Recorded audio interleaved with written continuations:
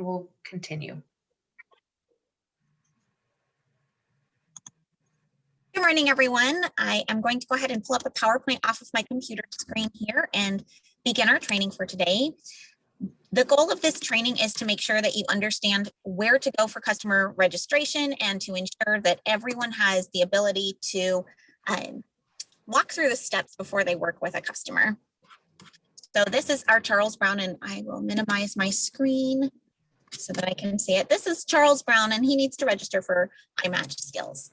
If I could have everybody go ahead and go to www.oregon.gov/employee/. This will allow everyone to log in to the right section so that they can get into an iMatchSkills and register for an account. Once everyone is there, and if you want me to slow down, please again, let me know. I don't have my camera up right now, so if you do need to let me know, if you could let me know in chat, that would be fabulous. So the iMatchSkills registration is under the unemployment link. It is the third link down from the bottom of the screen.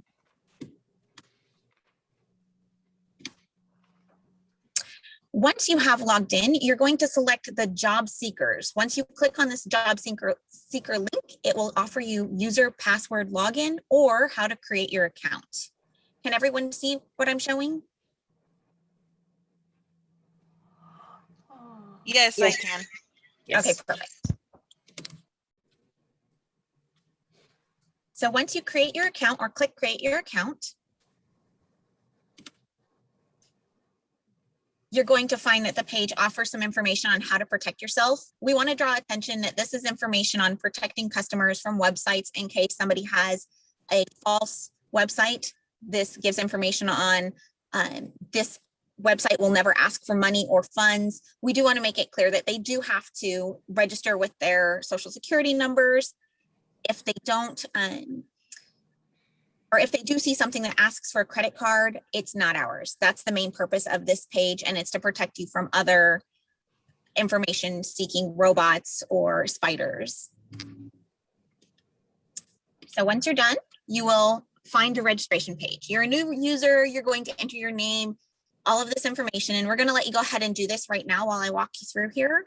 But what I want to draw attention to on this page is the registration's most common mistake and error that we see is password. When you're making your password or your username, it must be at least 8 characters, but it can't be more than 16 characters.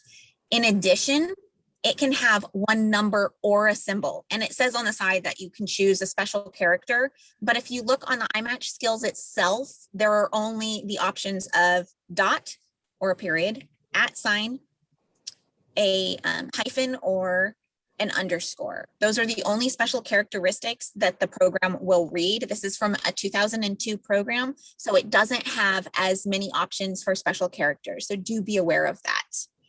Once you have entered all of your information here, and please, again, slow me down if I need to be slowed down, you're going to... I have a question. For Yes. this training, can I also do my own registration, even though I'm not looking for a job and even though I'm Yes, not applying for absolutely. I would, if everybody can go ahead and log on to the web page while we do this, that would be fabulous.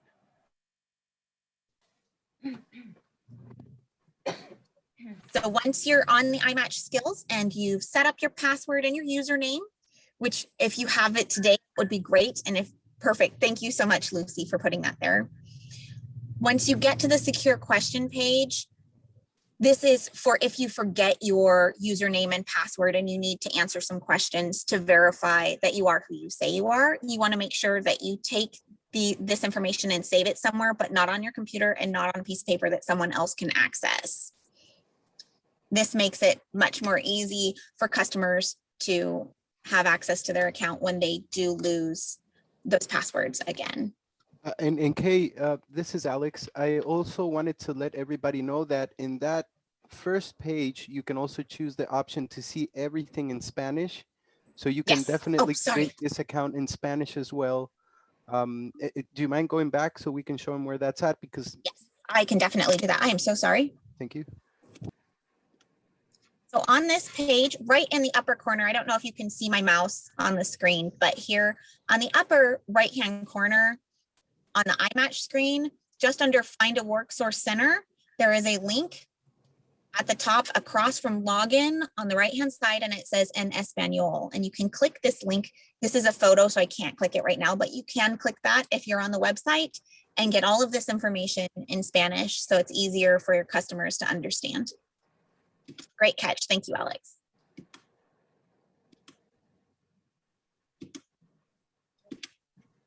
Once you've created your customer or your 3 questions, it's going to ask you, are you an unemployment insurance claimant? So if you are, you're going to click that you are. You can continue without updating your information, or you can return and update that information if you are. You have to include your social security if you're a claimant. If you're not a claimant, you don't necessarily have to. It will not reject your iMatchSkills if you don't have the social security, but we do like to have that in there, and it will ask customers for it in the beginning.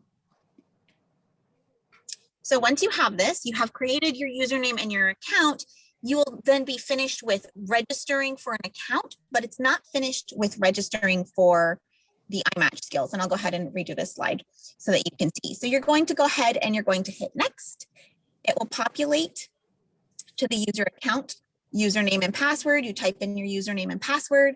Once you get past that page, it will tell you, welcome to WorkSource Oregon. And now this is where the real registration begins. So we're clicking that next button. How's sorry, Kate, to interrupt. My apologies. No problem, please do. How is everybody doing so far with this first section of the registration? Please feel free to put any questions, both in English or Spanish, in the chat. I will be monitoring that as well. I believe somebody else is doing that, and we're here to help. Okay, looks like everybody's doing great. Sorry about that, Kate. Perfect. No, please interrupt. That's what I was saying. Interrupt as necessary. Anyone who needs to interrupt, please. Yeah, because for us, this is secondhand. We do it every day. But for others, it might be the first time. And so I just wanted to offer that. Thank you. I appreciate that. I do have something to say before we continue, just to give this some context. So once someone files a claim, will they get an email requesting that they create an iMatch, or how will they be notified? Do they get a notice in the mail? They receive a letter in the mail that tells them that they need to register for iMatchSkills within so many days. I believe it's 14 days. Teresa, is that correct? Actually, Alex, it's 14 days, correct? Yes, so they will receive a letter in the preferred language that they select when filing their claim. That will inform them about, setting up the account for iMatchSkills. But what I recommend, if you're going to be, informing clients about this, just set up the expectation from day one. If you can help them right there, they don't need to wait until they receive the letter to get everything moving forward. Okay. And, they'll just hit the ground running. They'll have their iMatchSkills account ready to go. And, that will trigger services that we can deploy with clients. So in some clients need to be fully registered with Oregon Employment Department to receive full and intensive services. And there's a wide range of services that we can provide, all the way from job search, reemployment services, connection with scholarships, and other community resources. But in terms of their eligibility for the weekly benefit, does completing this or not affect their eligibility? They have to Yes. Yes. Sorry, Alex. Okay. No worries. That was a yes? Yes, that is a Okay. yes. Okay, good to know. Thank you. All right, that's all I had for now. One more Thank you, appreciate question. Maybe this question is for Teresa. I believe that PUA, people receiving PUA, are not required to register for iMatchSkill.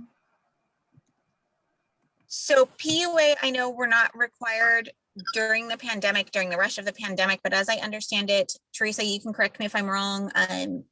As of, I want to say July, we are requiring all claimants to at least be job seeking, which means that they will need to be registered for iMatchSkills. Is that correct, Teresa?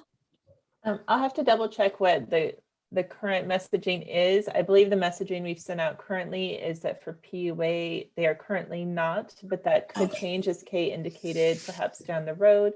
So I will keep updating this group as I get those updates, because it is kind of a rapidly changing situation. So I want to make sure you all stay abreast of what's going on. But I think Alex's point, just coming back to that, is if you're working with a customer and they haven't registered yet, we very much hope that you can help them get registered, A, because they get great services from our WorkSource centers once they're registered, and B, just as that, just the backup, just to make sure that it won't affect their benefits if they do indeed need to be registered at some point.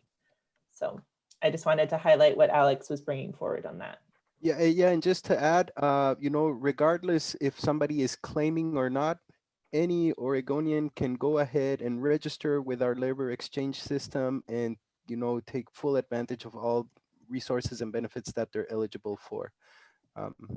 It can help somebody looking into careers, wanting to change jobs, or, you know, cope with the unemployment insurance requirements.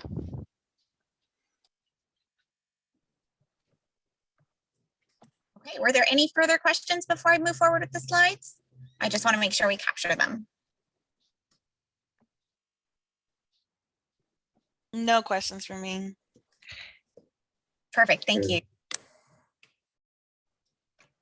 So the next slides will really show the progression of what the registration is.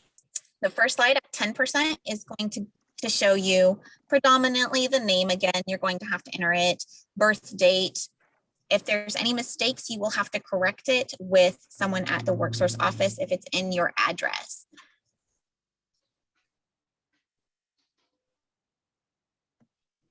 So the newsletter, it looks like, says not PUA. So I stand corrected. Thank you, Lucy. Once you get past the 10% screen and you've entered all your information, we can move on to the next screen, which is at 20% progress.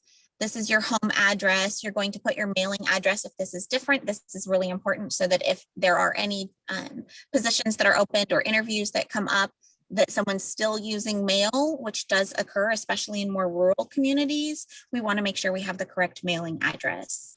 Home and cell phone numbers, when you're entering these or having your customer enter them, if you only have a cell phone, only put in the cell phone. Don't put your cell phone number for your home, your cell, and your message phone, because we're likely going to have to go back in and clean that up later for each of our customers. And it makes it easier on us if we go ahead and we clean that up before we ever register, which means just select one. If you're using your cell phone and you want to call it your home phone, that's fine. If you're using your cell phone and you want to call it your message phone, that's fine, but don't put it on all three places.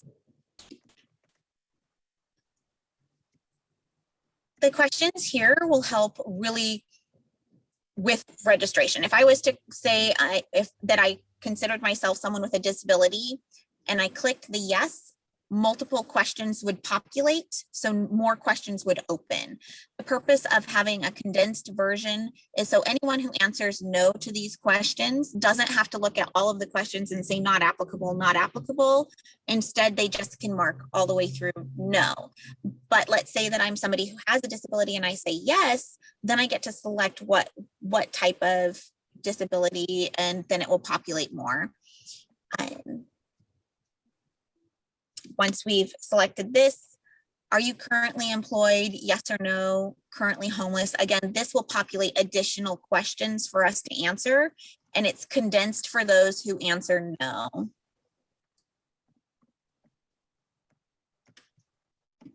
And I just want to make sure that you're able to follow along and still able to finish this each screen as I pass through. I know it's the clicking questions I'm going through a little quickly. We will have a little quality registration game that you can finish your registrations as we play. And Kay, I want to briefly comment on this slide that you have right now. Okay. So maybe some of you are aware of the Migrant Seasonal Farm Worker Program that the State of Oregon Employment Department assists with. So this page is critical for us to identify migrant and seasonal farm workers. And in that way, we have representatives that perform outreach to different agricultural businesses to make sure that this community is informed about resources and services that are available to them. It is very important to categorize this effectively because we know that this community is less likely to go to the centers and access services like other community members. And so it's important for us to identify them so that we can reach out and make sure that they're getting the services that they need to receive and the information that they need to have throughout the state with the Migrant Seasonal Farm Worker Program representatives at WorkSource Oregon centers. Thank you for adding that. Okay. Our second to last screen is about selective service. I just want to draw attention that if someone is selective service and they identify as male to female transgender individual, they are not eligible to, or excuse me, they must register for the draft. If they are, however, female to male transgender individuals, they're not eligible to register for the draft. It is solely by assignment of sex at birth, which is something that the federal government has gone back and forth on, but they currently stand with assigned sex at birth is what you register for the draft. Anyone who was assigned a male sex at birth must register for the draft by their 25th birthday in order to be eligible for many of the services from the federal government, which includes our unemployment services. And at 90% registration, this is our equal access opportunity. Sorry? Okay, I have a question. For people who are unable to register, maybe because of immigration status, do they still have to register? And the other question would be, if they're already registered or they don't know if they're registered, how do they know that? So they can check with their registration at their local, if they sign up and they register on that first page before this registration process with all these screens asking, do you have SNAP? Have you registered with the draft? That prior section where you were making a username, it does ask for Social Security. So if they have a Social Security that they've entered in, then it will populate saying, you already have an iMatchSkills. Have you forgotten your password? And they can submit their request for a new password and their username. In terms of if they don't have a Social Security, our WIOA funding requires that they have to be an individual who is a legal citizen or a legal resident. I'm not sure about COVID relief. I know that falls under the PUA, so this wouldn't be required as of right now, but Teresa would probably know more about that than I. I think Alex was trying to jump in, so I'm going to let him jump in first because I think he wanted to. Thank you. Thank you, Teresa. I was going to say that another way that a client can confirm if they do or do not have an iMatchSkills account is by going to the WorkSource Oregon website. There's a link there that you can click that says WorkSource Oregon Centers that will display a map. And when you hover over the map, it will show you the phone number to contact that local office. You can call that number, and in some offices, you have the opportunity to leave a message and a business and employment specialist will call you back out of a list. It depends on the region from when where they're calling, but that's a good place to start to see where they're at. That was the comment I had. Thank you. Thank you. Okay, and then I think if I heard the original question correctly, this was regarding someone who is not authorized to work in the US. Was that the question? I'm Yes. sorry. Okay. Okay, Teresa, I'm Yep. sorry, maybe I wasn't clear. Okay. I was trying to follow up with the registration. So my question was, I think there was a question for the draft. Is that for people like males, people who are born male are required to register to serve, I guess, in the US military? And I was just wondering how people who are not lawfully present here can provide that information, or if they still if they have to register or not, in case they are not applying for unemployment, but in case they want to register for. I see. Okay, so I would just phrase it as currently the federal government requirement that WorkSource has to follow is someone who was assigned male at birth has to register for the draft. But I think your question is maybe a little bit more nuanced than that. It's regarding maybe someone who has immigrated to the US, perhaps you're saying might not be eligible. Is that the question you have? I think we can follow up with some materials on that. Okay, thank you. Yeah, I'm sorry, unless Alex or Kay has more information regarding immigration status as it relates to that. We may just have to pass along the guidance from the federal government, but we can definitely follow up with that if Alex or Kay could just make a note for that. I will make a note and I will reach a few people. But I do want to just add that in terms of getting either type of unemployment benefits, the PUA or the regular unemployment insurance, claimants do have to be authorized to work in the US to receive those. But that doesn't mean that someone who's not receiving those benefits, if they want to get services from the WorkSource centers, they can still contact the WorkSource centers to get services, and maybe Alex or Kay could give a little more information there. So that's a separate situation than someone who's getting unemployment benefits and has to complete this requirement. By definition, they should already have been authorized to work to get the benefits. So I hope that clears up confusion. Go ahead, Alex. Yeah, and so that's where the power of community partnership plays in. In Lane, we have agencies like Centro Latinoamericano. They do an amazing work helping individuals that have a different status within the country.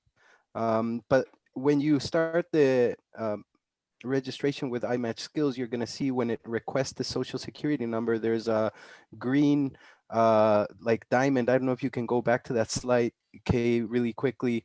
And there's a disclaimer on the bottom that I believe says not providing the social security number does not exclude you from receiving services at WorkSource Oregon centers. If you can go further back.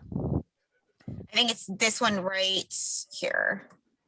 Yes. Will not refuse to provide services to a customer that declines to provide their social security number. Thank you. And I think it's all about partnerships and how we connect the people that we work for. So definitely, I guess one of the greatest thing about this meeting is, you know, to see what everybody does that's on this call, so that we can better connect our clients to the resources that they can access depending on their status. Absolutely.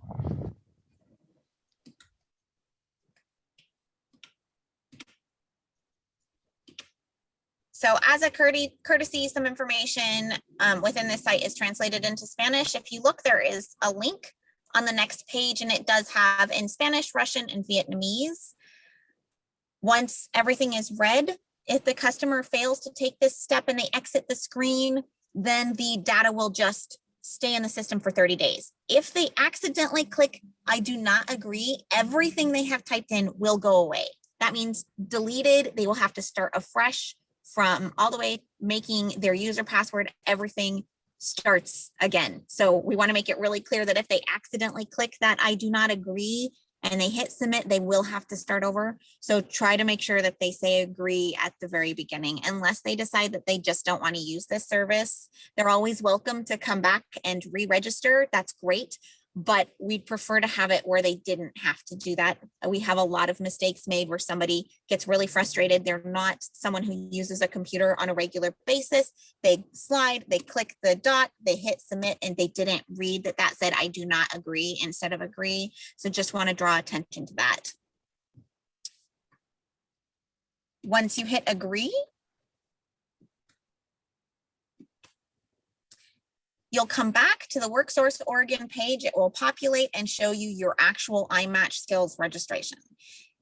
And this can be a pretty long process for everyone to get through. So once you've completed your registration, there will be a red check mark that says completed registration. Next up is really working with your job information, the job seekers information.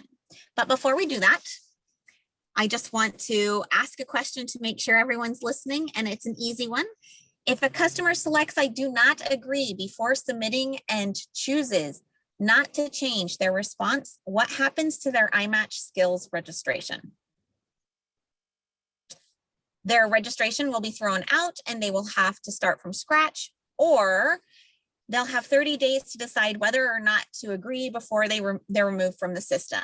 And I see everybody saying the first one. Let's see if we're correct. It looks like we're right. Awesome job. Okay, the next, we can take a break, and if anyone has questions, just for a quick stretch break of about a minute, if you would like, because we do have time to do that. I just want to give you the opportunity to ask any questions about that portion of registration, and maybe give some time, if you haven't gone through all the clicks, to go ahead and finish your registration. Did anyone have any further questions that they had? Alex is probably best at answering this because he is in the knit and grit of this work every day. He is a business and employment specialist, and he does this day in and day out. So if you have questions, you have an expert sitting in the room with you. So please feel free to ask. Next up, and I'm going to go ahead and give that break, I promise. We're going to work through understanding the elements of a quality registration and really what that means to go from having a registration to having a quality registration.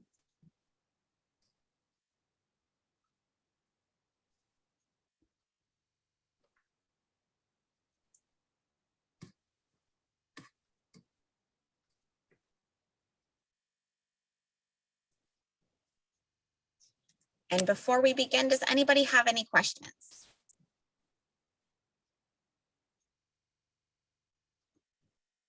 You guys are so quiet today.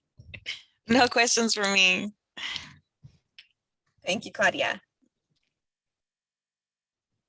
So quality customer registration really deals with what occupations do they have listed on their iMatchSkills.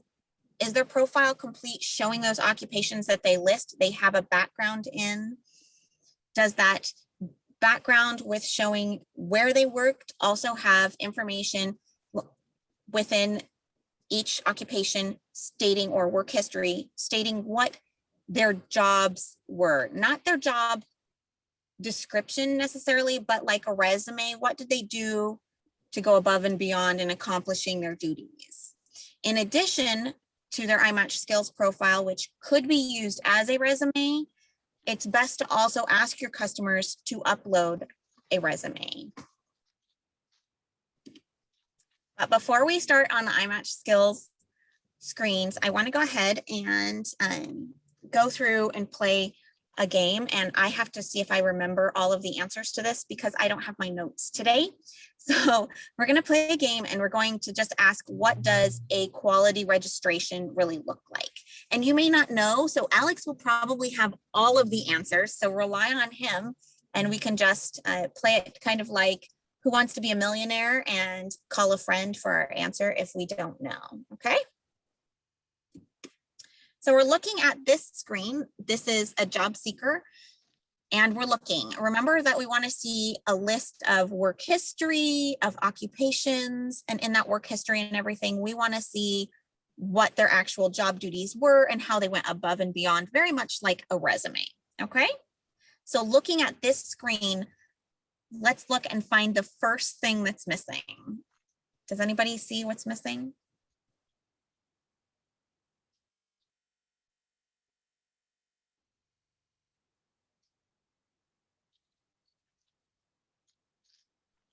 If you look What they did at each of those places. Oh, I Pardon? guess. Never mind. I was thinking about something else.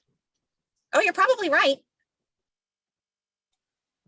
Yeah, so what happens, there's a couple of things that happens with the iMatchSkills registration. So if a client has established an unemployment insurance claim, some information will automatically populate in their iMatchSkills registration profile, and it will reflect in the work history. When that information is pulled in from, wages that are reported by employers to the Oregon Employment Department, that will populate in this section that we see here that says work history, and it will be all capital letters.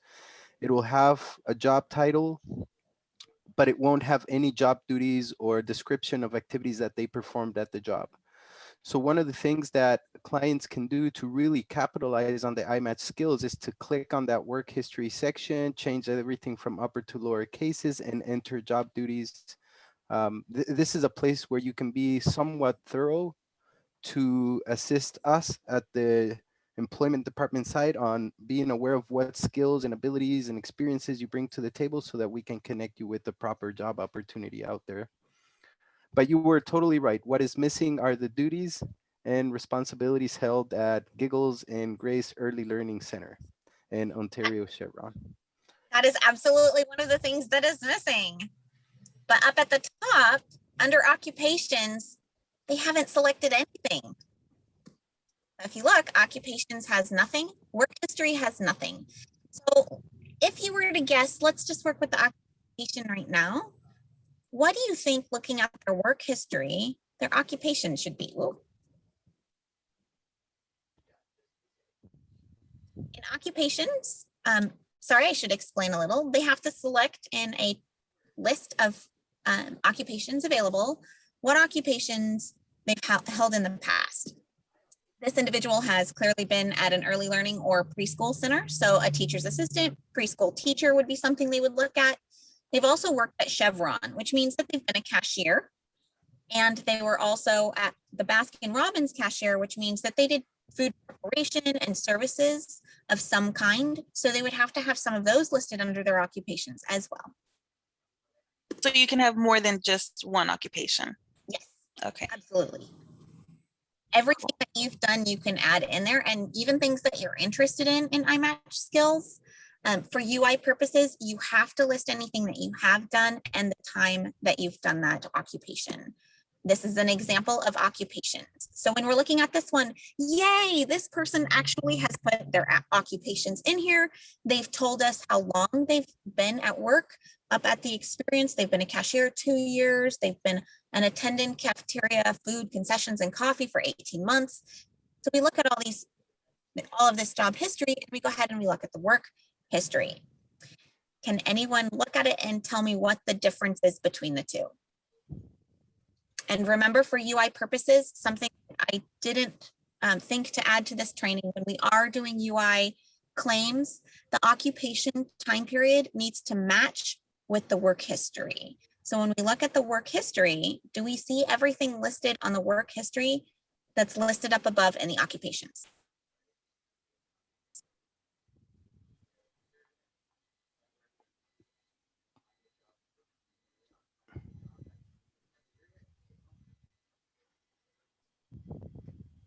So I'll give some hints.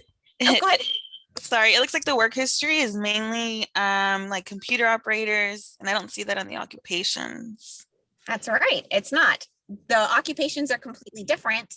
In addition, something Alex is probably very familiar with, when someone steps away from a company, let's say they only work in the summers or only work in the fall at a certain company, and then they go back to that company later, it's entered as a separate work history, even though you can condense that into a singular work history. If you look at the Baker Produce Company and Baker, or excuse me, and the Cortec LLC, there's 2 Cortec LLCs. I'm not sure if Baker Packing is the same as Baker Produce, but I'm assuming it's Ontario, Oregon. It looks like it's probably the same thing. And they did have enter data into a computer versus scan tickets into a computer. So is that the same thing, same job? That's something that you might ask the person you're working with to clean up that work history before they get to a business and employment specialist. And what I want to add to this section is that, in short, what the iMatch will do once, you know, they enter their occupation, their work history, the lowest acceptable wage, and other elements that I believe we're going to see further ahead, is that they're going to have the ability to match themselves to job listings that are listed through the Oregon Employment Department that closely meet the information that the client is putting on the system. So it needs to be as precise as possible, because on the back side of things, you have regional business teams throughout the state that are working with the system to locate qualified individuals for jobs that employers are sending our way, saying, hey, we need workforce, we need people for these jobs. The profile, the better it looks, the better prepared the job seeker appears to our business and employment specialists, especially on the business services teams. And they're more likely to reach out and see if that job seeker is one who fits the job and is work ready, which means they're ready and available now, and they have all of the soft skills and hard skills for the job that they're looking to fill. That's an excellent point. So when we're helping someone complete this, would we just ask them what occupations they've had based on the work history that's been provided or that they've entered in? Because maybe this person actually was a cashier or has worked as a janitor, and all that experience is still true. But Yes, so you would ask, you would definitely. So when did you do this and where did you do that at? I don't see that in your work history. Let's go ahead and add that. So you would add it to the work history, which when we get into that section, we'll go ahead and show you how to do that.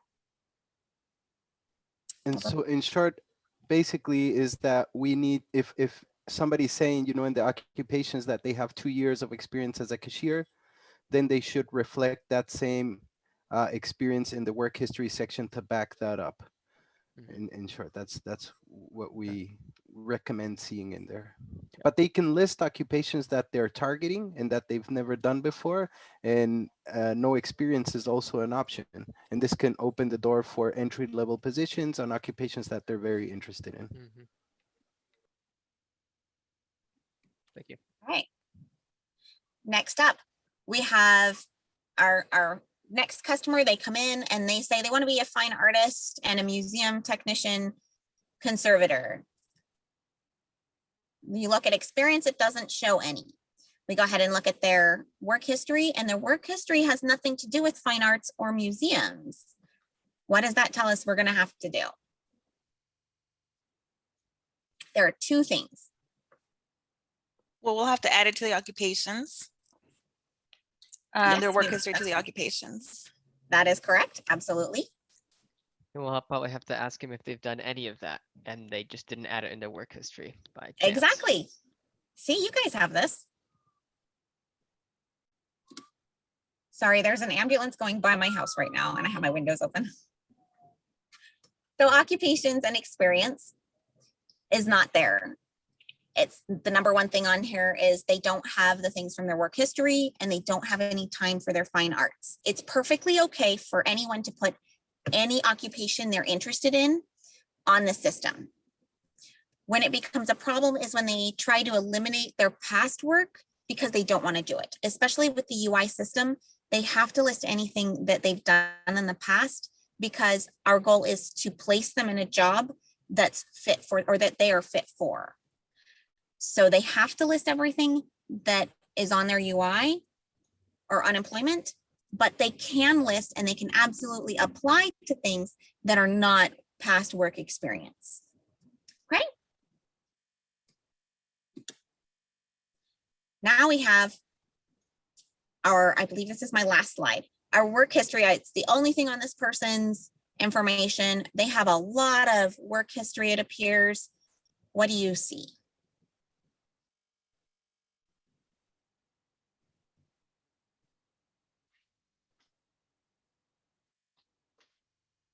I think there's some dates that just need to be condensed into one because it's, That's right.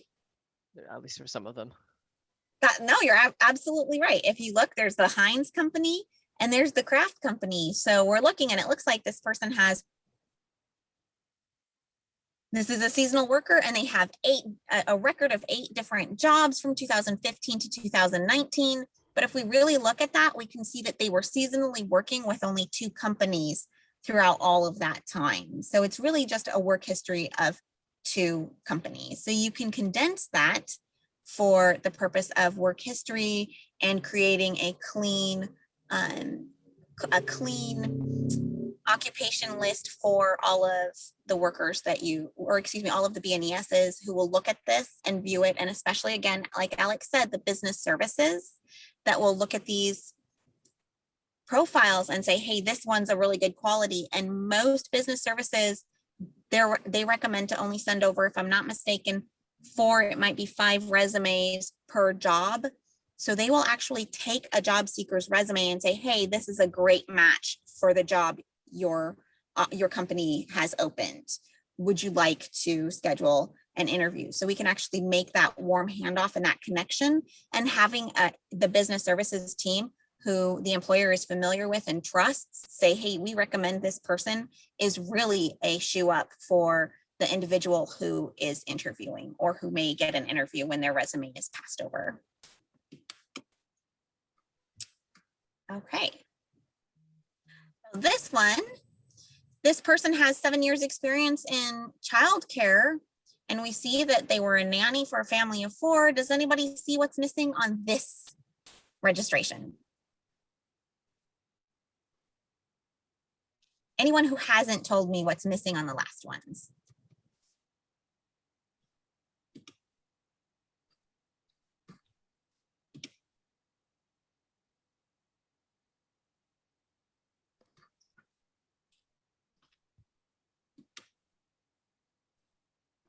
There are 2 different, I don't know. Yeah, no, you're right. There are 2 different work histories and only 1 occupation, right? So the first step for this one, when you come across a customer who has only 1 listed occupation and they show a work history of 2 very distinctly different things, like florist and childcare worker, you want to make sure that you encourage them to add the florist to their occupations list, because it has to be on there for UI. And one thing I want to add, maybe everybody's figured it out so far, but in order to edit, for instance, the work history of the occupation section or any section in iMatchSkills, you just click on the blue letterhead and that will go into the edit mode.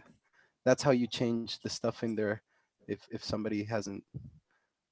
Cool, thank you, Christian.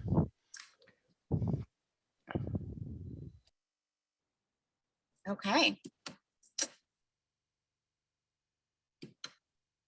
Okay, and this is just a quick, easy one. Actually speaking a little bit to what Alex is going to say, anything that's blue on the page is a link. If it's blue, items in red are sections that have not been completed or satisfactorily marked for uninsurance benefits. So we want to click on any red link. So when I'm looking here, if you look at the contact information, it's in red. So what's going on? The blue links, when it says stop data not entered, this here, your driver's license is not entered, occupation information is not entered, wage information is not entered. So those need to be done as well. Before I move on, because I did neglect to put in the portion of the iMatchSkills that shows you where to get these, on the left-hand side of your screen, if you do have iMatchSkills up, you will find my profile, general information. This is going to be all of your information for your address and your job history. Your resume is going to have that, and you can either build a resume in iMatchSkills or upload a resume. We would like you to have your customers do both. So it's available on iMatchSkills, but they also have a clean, tidy, beautiful resume on their iMatchSkills as well. When the resume is loaded into iMatchSkills, some ATS, which is automated tracking systems or application tracking systems, it's the same thing. They won't be able to read the resume from iMatchSkills because the PDF saves as a JPEG, which means that it saves as a photo instead of having the content remain on the screen as words. So if they don't have a PDF converter to change that back, it will be like a snapshot picture, and any automated system will just view that as a camera shot of something, and it won't be able to register it. Newer tracking systems work really well with the JPEGs. However, the older systems don't. So if they're applying to anything that says upload document as DOC, not DOX or .dox, that means it's using a system from pre-2003, and it cannot accept the resume as downloaded from iMatchSkills. So be really careful with that. That's just a quick tip for customers if they're saying, hey, it said I needed to do this. I sent my resume and it's saying my resume didn't work. It's because it's an older system, and this system has converted the resume into a picture, and the next system doesn't know how to read that. So just be aware of that. And if that's confusing, I can try to explain it again. The next section on the left-hand page in profile is the skills selector. And that's what Alex was talking about, where you can select all the things that you've done, and then it will match you to different occupations. And the customer has the option of going ahead and clicking those and saying, hey, I've done this occupation, I've done this occupation. These are all things that I have done. So I want to go ahead and click, click, click, and it shows that there's multiple additional occupations they can add to their iMatchSkills. Did you want to add anything to that, Alex? Well, you know, the iMatchSkills is a really good place to house detailed information on what you've done work-wise, but the resume is critical because the resume gives the opportunity to the client to tailor it to the occupational goal. So that's why we recommend that clients do both, and then, you know, they have a safe place where they can access that at all times. So just to confirm, right. it only accepts .doc files, Yes. nothing So else. our system No. is a .doc.pdf file. Oh, or PDF. Great. Okay. I believe up until 2020 or late 2019, it didn't accept the Word documents as easily as the PDF, so people were not saving it correctly. It might have been the other way around. I can't remember if it only took documents or it only took PDFs. How But old did you say this system was? From what year? 2002. Are there any plans to? Yes, to- yes, it is. okay. It is in the works in Teresa, can you help me with modernization dates? I want to say it's 2025 that they're starting on iMatchSkills. They're first updating the UI systems, and those should be done in 2023, I believe. Ooh, I would have to double check the materials from the modernization team recently, but it is in the works. definitely on the list. Nice, Absolutely. And we have a lot of business requirements we've already worked through with the modernization team regarding language and other accessibility features. So it's going to be a much better system in the future as we continually improve. So to upload a resume, which is one of the most important pieces, if you have your resume with you today, we would like you to go ahead and try this. You're going to click in the center of the screen at the bottom where it says upload resume. If you go ahead and you click that, you should be able to upload your resume. The next screen, oh, you can upload on both sides. You're going to first click upload resume on the right-hand side where it says upload resume, and then it will populate the upload resume screen. You're going to click the upload resume. Then you're going to select the upload resume from your resume information. This allows for us to upload an additional resume as well as the iMatchSkills resume builder, which we have already done. That was when we did all the occupations and things. We haven't actually done it on your accounts today. We didn't want to stretch the training out to be that long, but this allows you to upload your resume. It is critical that a resume be uploaded so that the business services team can see that this person is actively seeking work and they're interested in a new career and they're work ready. Having that resume tells the business departments in all areas, this person is ready for work, and they're more likely to call if you have a clean, or if your customer has a clean resume than if they don't have a clean resume and they're only using their iMatchSkills. So please, please encourage everyone to upload their resume.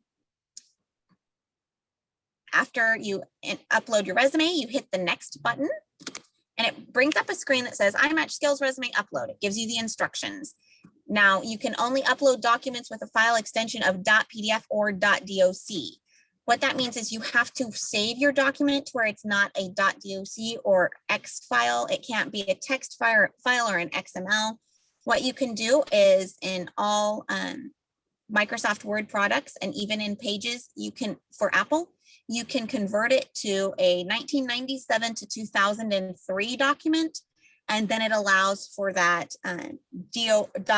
.docx or that PDFX to transition back into a PDF or a DOC, which is just an older version of our modern PDFs and Word documents. You click choose a file, you upload your file once it's been converted, and that's it. It will populate into the screen. Does anybody have any questions? I'm sure there are questions, and I did not walk through the registration with all the occupations because that would take a really long time. Some people take a couple of hours deciding what occupations they really have worked on in the past, and others just say, I've only been one or two things, and they wait. So I didn't want to spend too much time on that. If you do have questions, I'm happy to send those. And we also can take screenshots and send those over so that you have the ability to see what we've walked through, and I can send that off later today. Are there any questions?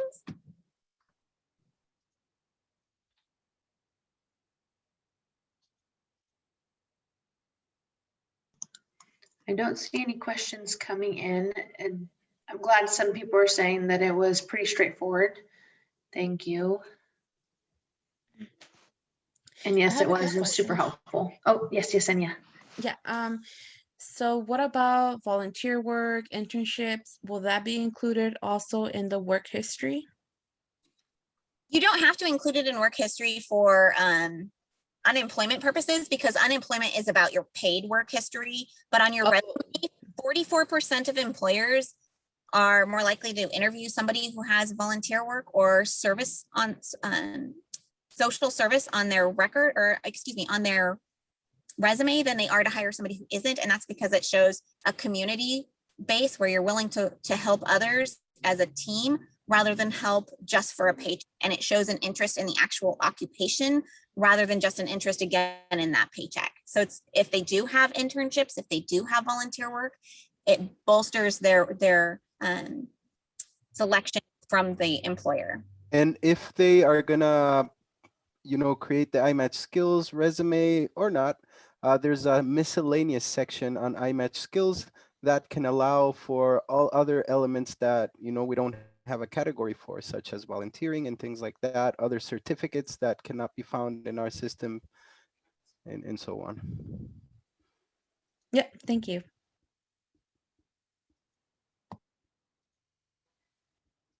And the miscellaneous section is just like a text box, basically, where you can type in, all of those things that you were not able to share on other sections of iMatchSkills. That miscellaneous section is really important for our job seekers. Alex was saying it's just a text box. If you really want to help out the business and employment specialists, make sure that that's set up just like you would set up a resume, where you're saying what it is that the certificate, what it was for, how it connects to the job. We definitely don't want any political background in there, or unless it's a job or volunteer work that they've had. We don't want any religious connections, how many kids they've had. You would be amazed at how many times people will type in their personal information in that box about how much they love baseball or watching some specific television show, which hobbies are great to share at an interview when you're trying to make a connection with someone. But when you're just a piece of paper that an employer is looking at, you really want to make sure that it's geared towards that job. So that's something in that miscellaneous section. Please watch for it, as customers do tend to not understand what that's for. And we do want them to focus it on their occupation and work history. Yeah, definitely. Well said, Kay. And that section provides a coaching opportunity to, educate clients on the unwritten, agreed upon rules of resumes and job applications and so on.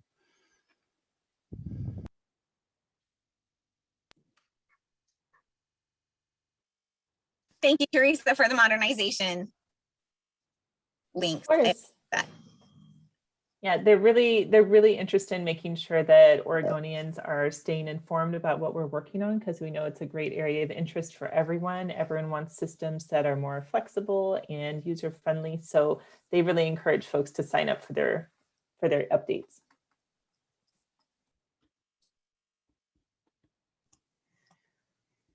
Okay.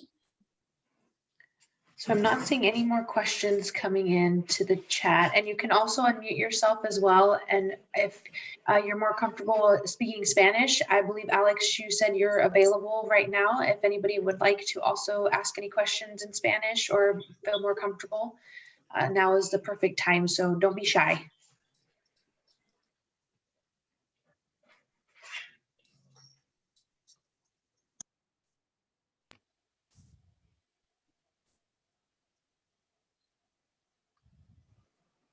I think it would be okay to pause the recording if, yes. Okay.